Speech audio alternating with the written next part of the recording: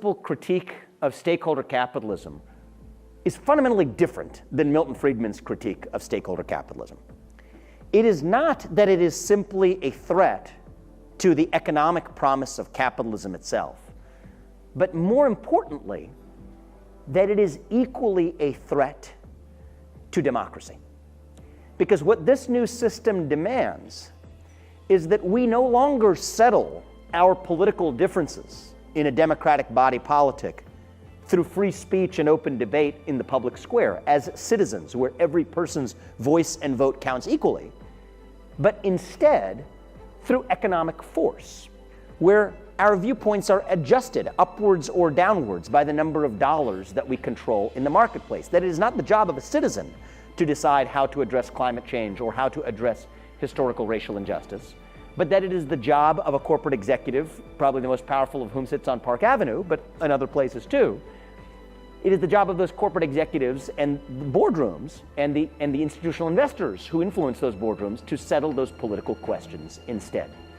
And so my concern was less that this was just going to make companies less efficient, though I share that concern, but also that it was going to drain the lifeblood out of a healthy democratic body politic, where everyone's voice and vote counts equally, unadjusted by the number of dollars they control in the marketplace. And I further worried that it threatened democracy not just once, but twice over.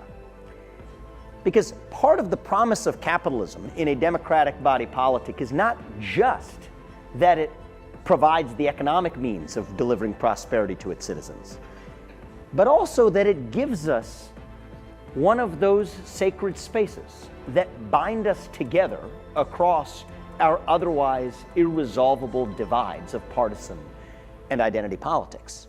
The private sector providing that sanctuary that Alexis de Tocqueville described 150 years ago when he traveled this country and recognized that a diverse democracy is not supposed to stand on its own feet for more than a couple of generations.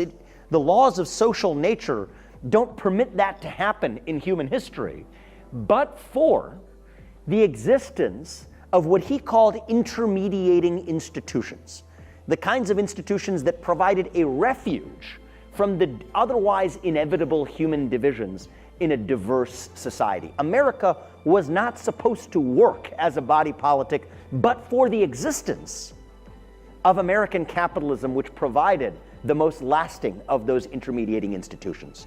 A place where it did not matter whether you were black or white or gay or straight or Democrat or Republican, when you came together to work and innovate together and invest together and prosper and make money together. You were not black, white, red, or blue. You were in the shared pursuit of green, back in the old sense of green, in the green sense of green pieces of paper.